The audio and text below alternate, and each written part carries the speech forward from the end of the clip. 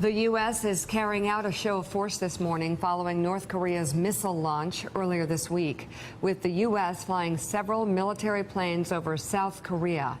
Joining us from South Korea, NBC Chief Foreign Correspondent Richard Engel. Richard?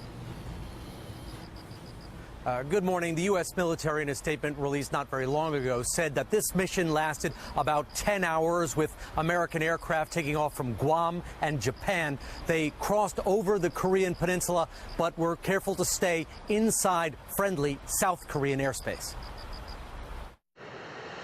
It was a warning with aircraft that the United States can attack North Korea if it wants, when it wants, and decisively.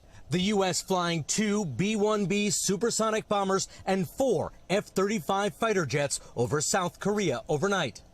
The American response coming just 2 days after North Korea fired a ballistic missile over Japan.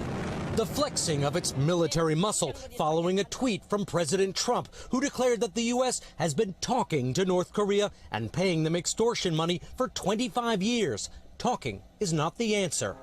But just hours after the president's post, his own defense secretary seeming to contradict him. We're never out of diplomatic solutions. We continue to work together. But actions, not diplomacy, are setting the pace of events now.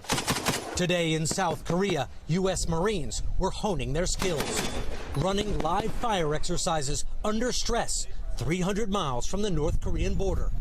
The point of this drill is for U.S. and South Korean Marines to train together, to see each other's skills in case they need to fight North Korea together, training that has a renewed urgency now.